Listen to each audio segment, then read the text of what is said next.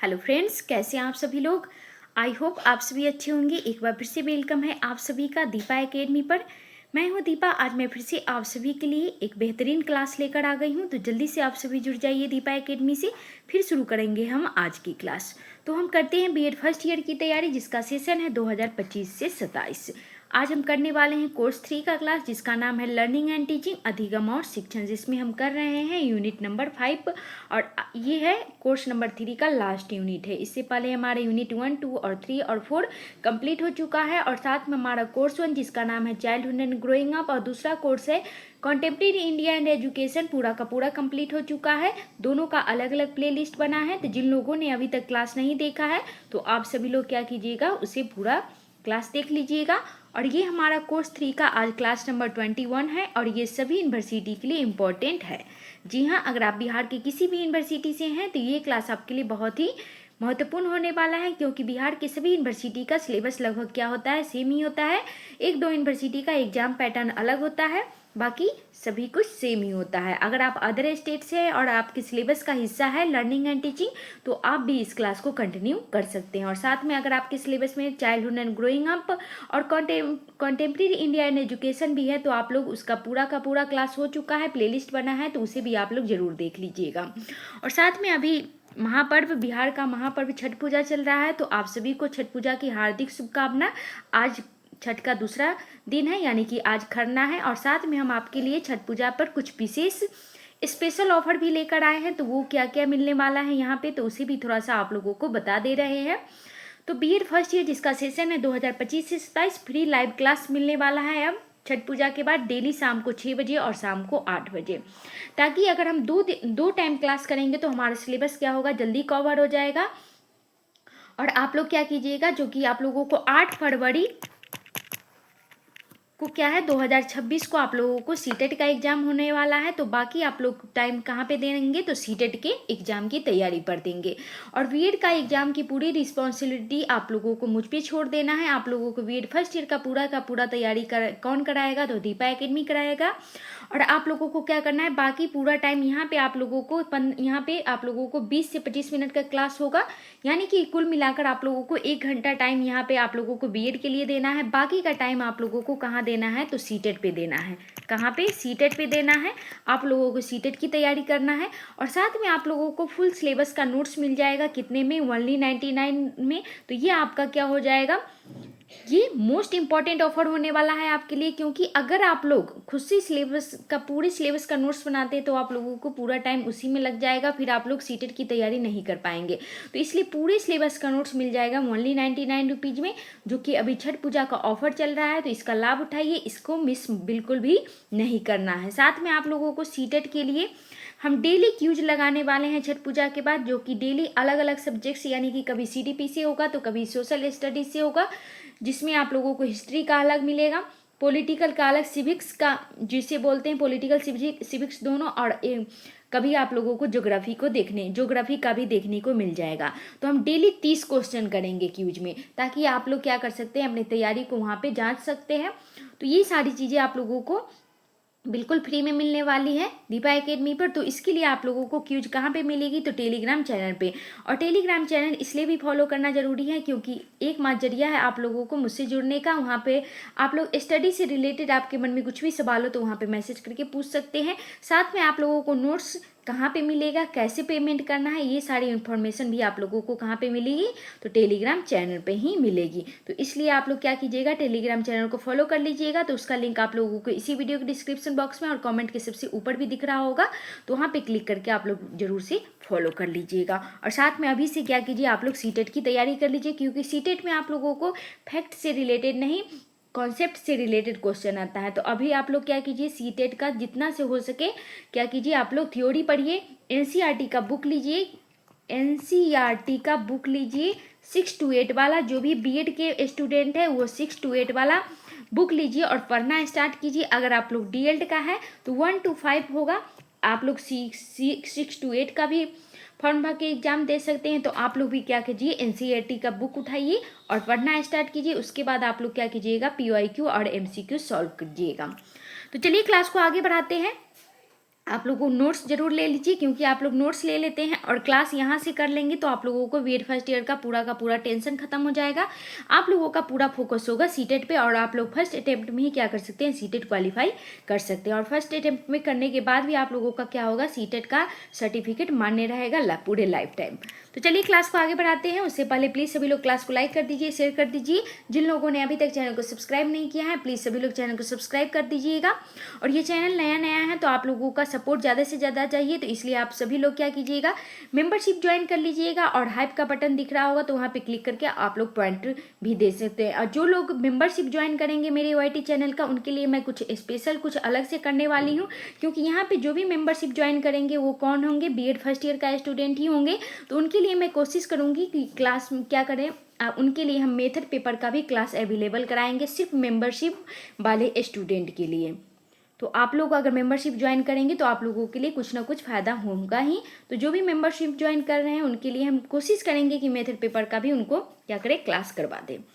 तो हम करने वाले हैं क्लास में कोर्स 3 लर्निंग एंड टीचिंग अधिगम और शिक्षण यूनिट नंबर 5 पढ़ने वाले हैं। तो आज हमारा क्वेश्चन है यूनिट नंबर 5 का क्वेश्चन नंबर 5। तो आज है क्वेश्चन क्या है, निम्नलिखित में संक्षिप्त विवरण लिखें। तो पहला क्या है, अभिक्रमित अनुदेशन, और दूसरा है सहयोगात्मक अधिगम, और तीसरा है मानसिक उद्वेलन तकनीकी। तो इस तीनों के बारे में आज हमें पढ़ना है और जानना है। एक है को ऑपरेटिव और दूसरा है ब्रेन स्ट्रॉमिंग। इन सारी चीज़ों के बारे में आज जानने और पढ़ने वाले हैं। और ये आपका 2024 में आया हुआ क्वेश्चन है, ये आपका PYQ क्वेश्चन है। तो चलिए इसका आंसर देखते हैं। तो आंसर हम कहाँ से लिखना स्टार्ट करते हैं, बीएड का क्वेश्चन में किसी भी क्वेश्चन का आंसर लिखते हैं तो उसका क्या करते हैं, सबसे पहले इंट्रोडक्शन परिचय यानी कि प्रस्तावना लिखते हैं। सबसे ऊपर आप लोगों को हेडिंग डालना है, फिर लिखना स्टार्ट करना है। तो इस क्लास में आप लोगों को सिर्फ आंसर नहीं दिया जाएगा, बल्कि क्या किया जाएगा, यहाँ पे कैसे कौन से क्वेश्चन को लिखना है ये सारी चीज़ों को भी बताया जाएगा। और ये नोट्स ठीक वैसे ही तैयार किया गया है जैसे कि आप लोगों को क्या करना है, एग्जाम में किसी भी क्वेश्चन का आंसर लिखना है। तो ये नोट्स इसलिए भी लेना आपके लिए इम्पोर्टेंट है। तो चलिए देख लेते हैं परिचय क्या है। तो शिक्षण की प्रक्रिया को प्रभावी और क्रमबद्ध बनाने के लिए आधुनिक युग में अनेक तकनीकें विकसित हुई हैं। शिक्षण की प्रक्रिया को प्रभावी और क्रमबद्ध बनाने के लिए क्या है, आधुनिक युग में अनेक तकनीकें विकसित हुई है। इनमें से एक प्रमुख तकनीक है अभिक्रमित अनुदेशन। क्या है, शिक्षण की प्रक्रिया को प्रभावी और स्टेप बाय स्टेप बनाने के लिए मॉडल युग में यानी कि अभी के युग में क्या है, अनेक तकनीकें विकसित हुई हैं। इनमें से एक प्रमुख तकनीक है कौन सी है, अभिक्रमित अनुदेशन। यह एक ऐसी विधि है जिसमें शिक्षण सामग्री को छोटे छोटे चरणों में बांटकर क्रमबद्ध रूप से प्रस्तुत किया जाता है। इसमें क्या किया जाता है, एक ऐसी मेथड है जिसमें शिक्षण सामग्री को क्या किया जाता है, टीचिंग मटेरियल को क्या किया जाता है, टीचिंग एड्स को छोटे छोटे चरणों में बांटकर स्टेप बाय स्टेप उसे क्या किया जाता है, प्रस्तुत किया जाता है, ताकि विद्यार्थी स्वाध्ययन के माध्यम से सीख सके। इसका उद्देश्य है प्रत्येक विद्यार्थियों को अपनी गति से सीखने का अवसर देना। इसका उद्देश्य क्या है, इसका एम से क्या है, एम क्या है, प्रत्येक विद्यार्थी को अपनी गति से सीखने का अवसर देना। क्योंकि हर एक बच्चे के अंदर क्या होता है, इंडिविजुअल डिफरेंस होता है।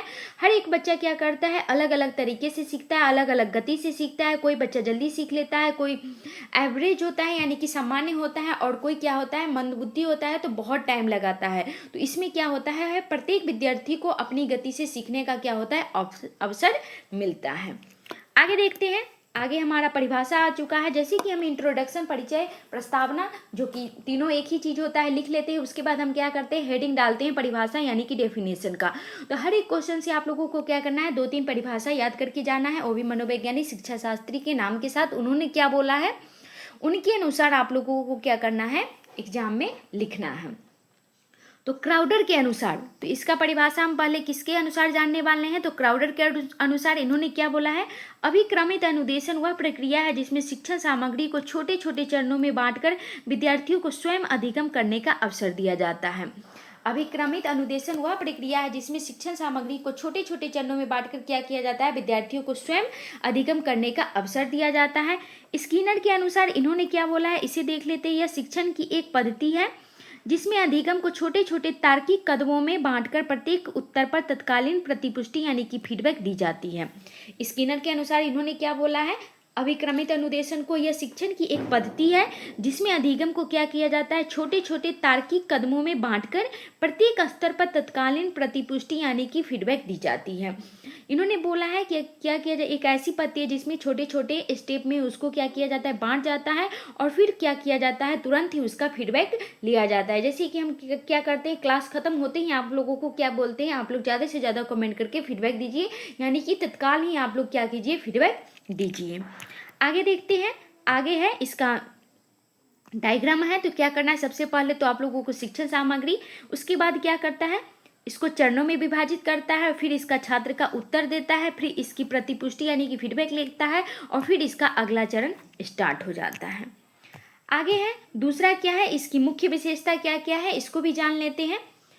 अब हम अभिक्रमित अनुदेशन की मुख्य विशेषता को पढ़ने वाले हैं। तो पहला क्या है, अधिगम सामग्री को छोटे छोटे चरणों में क्या होता है, विभाजित होती है। दूसरा है विद्यार्थी अपनी गति से आगे बढ़ता है। इसमें इसकी पहली व्यवस्था क्या है, अधिगम सामग्री को छोटे चरणों में क्या किया जाता है, विभाजित किया जाता है। दूसरा है विद्यार्थी अपनी गति से आगे बढ़ते हैं। तीसरा है प्रत्येक उत्तर पर तत्कालीन प्रतिक्रिया दी जाती है, तुरंत ही क्या किया जाता है, फीडबैक दी जाती है। चौथा है स्व अध्ययन को बढ़ावा मिलता है, यानी कि बच्चा खुद से करके सीखने का क्या किया जाता है, यहाँ पे बढ़ावा मिलता है। पांचवा है यह व्यक्तिगत शिक्षण की प्रभावी विधि, यानी कि क्या है, यहाँ पे समूह के द्वारा नहीं, यानी कि हर एक व्यक्ति के व्यक्तिगत शिक्षण की क्या है, प्रभावी विधि है। अब इसका निष्कर्ष क्या है, इसको देख लेते हैं। तो अभिक्रमित अनुदेशन आधुनिक शिक्षण तकनीक का एक महत्वपूर्ण अंग है जो विद्यार्थियों को आत्मनिर्भर बनाता है और सीखने की प्रक्रिया को वैज्ञानिक रूप देता है। यह शिक्षण को व्यक्तिगत और प्रभावी दोनों बनाता है। इसका निष्कर्ष क्या निकलता है, अभिक्रमित अनुदेशन क्या है, एक आधुनिक शिक्षण का तकनीक का क्या है, महत्वपूर्ण अंग है जो विद्यार्थियों को आत्मनिर्भर बनाता है, क्योंकि बच्चा को क्या करना है, खुद से सीखना है। तो यहाँ पे आत्मनिर्भर बनाता है और सीखने की प्रक्रिया को वैज्ञानिक रूप देता है। यह शिक्षण को क्या करता है, व्यक्तिगत और प्रभावी दोनों बनाता है। कोई भी बच्चा अगर व्यक्तिगत रूप से, हर एक बच्चे को अवसर मिले कोई भी कार्य करने का, तो क्या होगा, उनका व्यक्तिगत विकास होगा, तो शिक्षण क्या होगा, ज़्यादा प्रभावी होगा। आगे देखते हैं, दूसरा है हमारा सहयोगात्मक अधिगम। इससे पहले हम अभिक्रमित अनुदेशन के बारे में पढ़े, अब हम पढ़ने वाले हैं सहयोगात्मक अधिगम। उससे पहले प्लीज़ सभी लोग क्लास को लाइक कर दीजिए, जिन लोगों ने अभी तक क्लास को शेयर नहीं किया प्लीज़ शेयर कर दीजिए, और जो भी इस चैनल पर पहली बार विजिट कर रहे हैं तो प्लीज़ चैनल को सब्सक्राइब करके बेल आइकन प्रेस कर लीजिएगा, ताकि नेक्स्ट क्लास की नोटिफिकेशन आपको टाइम से मिल जाए और आपका क्लास आपसे मिस ना हो, क्योंकि यहीं पर आप लोगों को सबसे अच्छा कंटेंट मिलने वाला है, वो भी बिल्कुल फ्री में। अगर आप लोग बना बनाया पूरे सिलेबस का नोट्स चाहते हैं तो वो भी बिल्कुल 99 रुपीज़ में आप लोगों को अवेलेबल करा दिया जाएगा। तो ये ऑफर आप लोगों को सिर्फ छठ पूजा तक है, तो इसको बिल्कुल भी मिस मत करना है। आप लोगों को क्या करना है, इसका लाभ उठाना है। तो कैसे होगा, तो आप लोग टेलीग्राम चैनल को फॉलो कर लीजिए, उसका लिंक इसी वीडियो के डिस्क्रिप्शन बॉक्स में है, वहाँ पे क्लिक कीजिए और फॉलो कीजिए, और वहाँ पे आप लोगों को स्कैनर मिलेगा, वहाँ पे पेमेंट कीजिए, देन आप लोग अपना व्हाट्सअप नंबर भेजिएगा, फिर आप लोगों को उसी व्हाट्सअप नंबर पर क्या किया जाएगा, आप लोगों को नोट्स अवेलेबल करा दिया जाएगा। जितने लोगों ने PDF लिया है उनका एक व्हाट्सअप ग्रुप भी बना हुआ है, वो लोग क्या कर सकते हैं, उन्हें सीटेट से रिलेटेड, BEd से रिलेटेड, EPC से रिलेटेड या असाइनमेंट से रिलेटेड उनके मन में कुछ भी सवाल है तो वो व्हाट्सएप पर भी मैसेज करके पूछ सकते हैं। तो चलिए सहयोगात्मक अधिगम का परिचय लिखते हैं। सबसे पहले तो हेडिंग डालना है सबसे ऊपर परिचय। तो परिचय में क्या हो जाएगा, शिक्षा का उद्देश्य केवल ज्ञान प्राप्त करना नहीं बल्कि सामूहिक रूप से समस्याओं का समाधान करना भी है।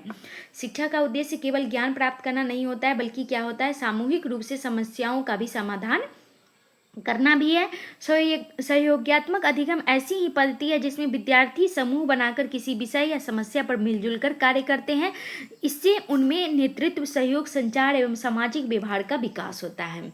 सहयोगात्मक अधिगम यानी कि इससे सुनने से ही आप लोगों को लग रहा होगा कि ये अकेले नहीं किया जा सकता है, ये क्या कर रहा है, एक सामूहिक रूप से समस्याओं का समाधान करने या सामूहिक रूप से अधिगम की बात कर रहा है। तो सहयोगात्मक अधिगम ऐसी पद्धति है जिसमें क्या होता है, विद्यार्थी समूह बनाकर किसी विषय, किसी समस्या पर क्या करते हैं, मिलजुल कर कार्य करते हैं। इसमें उनका जो लीडरशिप होता है, उनके अंदर सहयोगात्मक भावना बढ़ती है, संचार एवं सामाजिक व्यवहार का क्या होता है, विकास होता है। आगे देख लेते हैं, आगे है इसका परिभाषा। तो अब क्या करना है, परिभाषा यानी कि डेफिनेशन का हेडिंग डालना है। तो किन्होंने कौन सा परिभाषा दिया है तो इसे भी देख लेते हैं। जॉनसन एवं जॉनसन के अनुसार इन्होंने क्या परिभाषा दिया है, तो इसको देख लेते हैं। तो सहयोगात्मक अधिगम वह प्रक्रिया है जिसमें विद्यार्थी छोटे समूहों में मिलकर साझा उद्देश्य प्राप्त करने हेतु अधिगम क्रियाओं में भाग लेते हैं। सहयोगात्मक अधिगम क्या है, वह प्रक्रिया होती है जिसमें एक छोटा समूह होता है, बहुत बड़ा समूह नहीं होता है, एक ग्रुप होता है। एक क्लास में क्या किया जाता है, 4-5 बच्चे या 10 बच्चों का ग्रुप बनाकर क्या किया जाता है, समूहों में मिलकर साझा उद्देश्य प्राप्त करने हेतु क्या किया जाता है, अधिगम क्रियाओं में भाग लिया जाता है। यानी कि 4-5 या 10 बच्चों को क्या किया जाएगा, ग्रुप कर दे दिया जाएगा, उन्हें कोई प्रोजेक्ट बनाने के लिए दे दिया जाएगा और वो क्या करेंगे, एक ही प्रोजेक्ट, उनका एक ही उद्देश्य होता है, बट काम क्या करेंगे, सभी लोग एक ही उद्देश्य के लिए करेंगे। तो इसका डायग्राम है, पहले विद्यार्थी समूह होगा, फिर विचार विमर्श होगा, फिर कार्य विभाजन होगा, फिर साझा समाधान होगा और फिर अधिगम का परिणाम आएगा। सबसे पहले तो यहाँ पे विद्यार्थी का समूह बनेगा, फिर विचार विमर्श होगा, दोनों आपस में सभी लोग क्या करेंगे, डिस्कशन करेंगे, फिर कार्य विभाजन करेंगे, कौन कौन सा कार्य किसे करना है, फिर क्या होगा, साझा समाधान निकलेगा और फिर अधिगम का क्या होगा, परिणाम आएगा।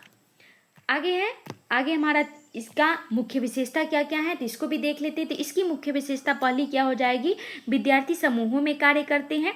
दूसरा है प्रत्येक सदस्य की सक्रिय भागीदारी होती है, समूह में तो कार्य करते हैं बट यहाँ पे क्या है, हर एक बच्चा एक्टिव होता है। तीसरा है आपसी सहयोग और विचार विनिमय को महत्व दिया जाता है। चौथा है सामूहिक जिम्मेदारी का भाव विकसित होता है और पांचवा है सामाजिक तथा संचार कौशल का भी विकास होता है। यहाँ पे सामाजिक विकास भी होती है और संचार कौशल का भी विकास होता है। अब हम इसका निष्कर्ष देख लेते हैं। तो निष्कर्ष में क्या है, सहयोगात्मक अधिगम आधुनिक शिक्षण का आधार है जो हम सीखते हैं मिलकर के सिद्धांत पर आधारित है। ये किसके सिद्धांत पर आधारित है, हम सीखते हैं मिलकर, क्या कर सकते हैं, अकेले नहीं, हम क्या करेंगे, हम सीखते हैं मिलकर के सिद्धांत पर आधारित। यह केवल बौद्धिक नहीं बल्कि सामाजिक विकास का भी माध्यम है। ये सिर्फ बौद्धिक यानी मानसिक संज्ञानात्मक विकास नहीं करता बल्कि ये सामाजिक विकास भी करता है। आगे है तीसरा आ चुका है हमारा मानसिक उद्वेलन तकनीक। इसको पढ़ने से पहले फिर से आप लोगों को सभी लोगों को याद दिला दूं, क्लास को लाइक कर दीजिए, शेयर कर दीजिए, जो भी चैनल पर पहली बार विजिट कर रहे हैं तो प्लीज़ चैनल को सब्सक्राइब कर दीजिएगा और आप लोग मेंबरशिप भी ज्वाइन कर लीजिए। और साथ में क्या करना है, आप लोगों को हाइप का बटन दिख रहा होगा, वहाँ पे क्लिक करके आप लोगों को वीडियो को पॉइंट भी देना है। और लास्ट में आप लोगों को 15 से 20 सेकेंड का टाइम निकालकर कंपलसरी रूप से आप सभी लोगों को क्या करना है, ज़्यादा से ज़्यादा कमेंट करके फीडबैक देना है। तो चलिए मानसिक उद्वेलन का तकनीक का क्या करते हैं, सबसे पहले हम इंट्रोडक्शन लिखते हैं, परिचय लिखते हैं, प्रस्तावना लिखते हैं। तो क्या है इसका परिचय, शिक्षण का उद्देश्य केवल जानकारी देना नहीं है। शिक्षण का उद्देश्य क्या है, केवल जानकारी देना नहीं है बल्कि विद्यार्थियों की मानसिक सक्रियता और सृजनशीलता को जगाना भी है। शिक्षण का उद्देश्य केवल इन्फॉर्मेशन देना नहीं है, नॉलेज देना नहीं है, बल्कि क्या है, विद्यार्थी की संज्ञानात्मक विकास करना है, उनकी सक्रियता बढ़ाना है और सृजनशीलता को जगाना है, यानी कि वो नए ज्ञान की निर्माण कर सके। इसकी क्या करना है, उनके अंदर मोटिवेशन देना है, उनको प्रेरणा भी जगाना है। मानसिक उद्वेलन तकनीकी उसी प्रक्रिया का हिस्सा है। मानसिक उद्वेलन तकनीक क्या है, उसी प्रक्रिया के हिस्सा है जो विद्यार्थियों के विचारों को प्रेरित करता है, जिज्ञासा उत्पन्न करती है और उन्हें समस्याओं के समाधान के लिए सोचने पर विवश करती है। मानसिक उद्वेलन तकनीक का क्या कार्य है, ये विद्यार्थियों के विचारों को प्रेरित करता है, जिज्ञासा यानी कि उनके अंदर क्यूरियोसिटी जगाता है और उन्हें समस्याओं के समाधान के लिए सोचने पर विवश करता है, यानी कि प्रॉब्लम सॉल्विंग के लिए उन्हें क्या करता है, सोचने पर विवश करता है। आगे देखते हैं, आगे है इसका परिभाषा यानी कि डेफिनेशन। तो सबसे पहले आप लोगों को हेडिंग डालना है ऊपर परिभाषा का। तो गिलफोर्ड के अनुसार इन्होंने क्या परिभाषा दिया था, देख लेते हैं। मानसिक उद्वेलन क्या है, वह प्रक्रिया है जिसमें विद्यार्थियों के मस्तिष्क में सक्रिय कर उनकी सोचने समझने और निर्णय लेने की क्षमता को बढ़ाया जाता है। गिलफ्रॉड के अनुसार इन्होंने क्या मानसिक उद्वेलन वह प्रक्रिया है जिसमें विद्यार्थियों के क्या किया जाता है, मानसिक को सक्रिय कर उनकी सोचने यानी कि उनकी जो संज्ञानात्मक होता है, मानसिक को सक्रिय यानी कि एक्टिव कर उनकी सोचने समझने और निर्णय लेने की क्षमता को क्या किया जाता है, बढ़ाया जाता है। इसका डायग्राम क्या है, पहले तो सबसे पहले प्रश्न या समस्या आ जाएगा। अगर प्रश्न या समस्या होगी तभी वो अपने क्या करेंगे, अपने दिमाग का घोड़ा को दौड़ाएंगे, क्या करेंगे, विचार प्रक्रिया जगाएंगे, फिर क्या करेंगे, चर्चा करेंगे, विचार या विमर्श करेंगे, फिर निष्कर्ष या समाधान निकालेंगे। इससे क्या होगा, मानसिक विकास होगा। आगे देख लेते हैं, आगे इसका मुख्य विशेषता क्या क्या होने वाली है, इसको देख लेते हैं। तो सबसे पहला इसके मुख्य विशेषता क्या है, विद्यार्थी में जिज्ञासा उत्पन्न की जाती है। दूसरा है, शिक्षक प्रश्न, उदाहरणों और स्थितियों द्वारा सोच को क्या करते हैं, प्रेरित करते हैं। तीसरा है, यह विश्लेषणात्मक और रचनात्मक सोच को बढ़ावा देता है। बच्चे को क्या किया जाता है, विश्लेषण करने और रचनात्मक यानी कि नए ज्ञान का निर्माण करने सोच को क्या किया जाता है, बढ़ावा दिया जाता है। चौथा है, अधिगम अनुभव आधारित बन जाता है, यानी कि पहले से जो उनके पास एक्सपीरियंस यानी कि अनुभव रहता है उस पर ही वो क्या करते हैं, नए ज्ञान का क्या करते हैं, निर्माण करते हैं। तो यह अधिगम अनुभव आधारित बन जाता है। पांचवा है, विद्यार्थियों की मानसिक सक्रियता क्या करती है, बनी रहती है। इसका निष्कर्ष क्या होने वाला है, तो मानसिक उद्वेलन तकनीक अधिगम को गतिशील, चिंतनशील और सृजनात्मक बनाती है। यह विद्यार्थियों में आत्मचिंतन और समस्या समाधान की क्षमता को विकसित करती है। मानसिक उद्वेलन तकनीक क्या करती है, अधिगम को गतिशील बनाती है, चिंतनशील बनाती है और सृजनात्मक बनाती है, यानी कि नए ज्ञान का निर्माण करने की क्षमता को क्या करता है, बढ़ावा देती है। विद्यार्थियों में आत्मचिंतन और समस्या समाधान की क्षमता को विकसित करती है।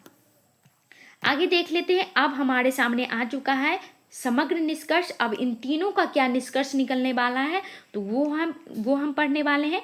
तो उससे पहले आप सभी लोगों को फिर से एक बार याद दिला दूं, आप लोगों को क्लास छोड़ने से पहले प्लीज़ आप सभी से काइंडली रिक्वेस्ट है कि ज़्यादा से ज़्यादा कमेंट करके आप लोगों को फीडबैक देना है। हम आपके लिए डेली अच्छे कंटेंट के साथ क्लास लाते हैं, तो आप लोगों का भी फर्ज बनता है कि आप लोग क्या कीजिए, अच्छे अच्छे कमेंट के साथ फीडबैक दीजिए, साथ में क्लास को लाइक कीजिए, अपने दोस्तों के साथ भी शेयर कीजिए। और अब अगर अभी तक चैनल को सब्सक्राइब नहीं किया है तो प्लीज़ चैनल को सब्सक्राइब कर लीजिएगा। और जिन लोगों ने अभी तक नोट्स नहीं लिया है तो नोट्स भी ले लीजिए, क्योंकि आप लोगों को अगर सीटेट का एग्ज़ाम ये अटेम्प्ट करना है तो नोट्स ले लेने में ही आप लोगों के लिए बेहतर है, क्योंकि आप लोगों को खुद से नोट्स बनाएंगे तो काफ़ी टाइम लग जाएगा, फिर सीटेट की तैयारी नहीं हो पाएगी। ऐसे आप लोग खुद से कर भी सकते हैं। अगर आप लोग चाहते हैं कि पूरा ध्यान आप लोग सीटेट पे दें तो बेहतर यही होगा कि नोट्स ले लीजिए। अभी छठ पूजा का ऑफर चल रहा है, ओनली 99 रुपीज़ में आप लोगों को पूरे सिलेबस का नोट्स मिल जाएगा। और साथ में आप लोगों को टेलीग्राम चैनल को फॉलो कर लीजिएगा। तो इसी वीडियो के डिस्क्रिप्शन बॉक्स में आप लोगों को लिंक मिल जाएगा, वहाँ पे आप लोगों को डेली क्यूज भी करवाएंगे। हम डेली 30 क्वेश्चन का क्यूज होगा जो कि सीटेट से ही होगा आप लोगों के लिए। और साथ में आप लोगों को क्या करना है, टेलीग्राम चैनल पे ही आप लोगों को इन्फॉर्मेशन मिलेगी कि कहाँ पे नोट्स मिलेगा, कैसे नोट्स मिलेगा और कहाँ पे पेमेंट करना है। तो ये सारी जानकारी भी कहाँ पे मिलेगी, तो टेलीग्राम चैनल पे मिलेगी। तो आप लोगों को टेलीग्राम चैनल का क्या करना है, फॉलो करना जरूरी है।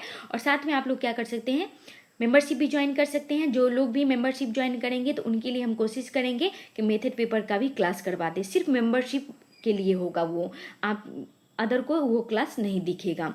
तो अगर आप लोग चाहते हैं सपोर्ट करना, इससे अगर सपोर्ट भी मिल जाएगा और साथ में आप लोगों को भी फायदा हो जाएगा, आप लोगों को मेथड पेपर का भी क्लास मिल जाएगा। तो चलिए समग्र निष्कर्ष देख लेते हैं। तो अभिक्रमित अनुदेशन, सहयोगात्मक अधिगम और मानसिक उद्वेलन तकनीक तीनों आधुनिक शिक्षण तकनीकें हैं जो शिक्षा को छात्र केंद्रित बनाती है। अभिक्रमित अनुदेशन या सहयोगात्मक अधिगम और मानसिक उद्वेलन तकनीक क्या है, ये तीनों आधुनिक शिक्षण तकनीकें हैं और ये क्या करती हैं, शिक्षा को छात्र केंद्रित बनाती है। दूसरा है अभिक्रमित अनुदेशन व्यक्तिगत अधिगम को बढ़ावा देता है। तीसरा है सहयोगात्मक अधिगम सामूहिक सहयोग को सशक्त बनाता है। चौथा है और आधुनिक उद्वेलन तकनीक बौद्धिक सक्रियता को क्या करता है, विकसित करता है। सहयोगात्मक अधिगम सामूहिक सहयोग को सशक्त बनाता है और मानसिक उद्वेलन तकनीक बौद्धिक सक्रियता को क्या करता है, विकसित करता है। इन तकनीकों के माध्यम से शिक्षा केवल ज्ञान प्राप्ति का साधन नहीं रह जाती, बल्कि जीवन उन्मुख सहभागिता पूर्ण और सृजनशीलता प्रक्रिया बन जाती है। बिल्कुल सही बात है। अभिक्रमित अनुदेशन, सहयोगात्मक अधिगम और मानसिक उद्वेलन तकनीक से क्या होता है, बच्चे का समग्र विकास होगा। इसमें बच्चे का मानसिक विकास होगा, उसके बाद सामाजिक विकास भी होगा और क्या होगा, उनके अंदर सृजनशील प्रक्रिया भी बन जाएगी। तो ये सारे पक्षों का क्या होगा, विकास होगा। तो इसी के साथ आज का क्लास हमारा खत्म हुआ। क्लास और कंटेंट कैसा लगा आप लोग जरूर बताइएगा। और ये जो आप लोगों के लिए स्पेशल छठ पूजा का ऑफर मिल रहा है, इसका लाभ जरूर उठाइएगा। और साथ में आप लोग क्या कीजिए, सीटेट की भी तैयारी कर दीजिए और नोट्स आप लोग यहाँ से परचेज कर लीजिए ताकि आप लोग पूरा ध्यान सीटेट पे दे सकें। बस आप लोगों को दीपा एकेडमी से जुड़े रहना है। आप लोगों को बीएड फर्स्ट ईयर की पूरी तैयारी हो जाएगी। हम जल्दी ही सीटेट के लिए भी आप लोगों के लिए क्लास लाने वाले हैं। तो आज के लिए बस इतना ही। आप लोगों से काइंडली रिक्वेस्ट है, क्लास छोड़ने से पहले प्लीज़ सभी लोग ज़्यादा से ज़्यादा कमेंट करके फीडबैक दीजिएगा। तो क्लास के अंत तक बने रहने के लिए thank you so much. Class और कंटेंट अच्छा लगे तो लाइक कीजिए, शेयर कीजिए, चैनल को सब्सक्राइब कीजिए और ज़्यादा से ज़्यादा कमेंट करके फीडबैक दीजिए। तो आज के लिए बस इतना ही, मिलते हैं नेक्स्ट क्लास में। जय हिंद, जय भारत।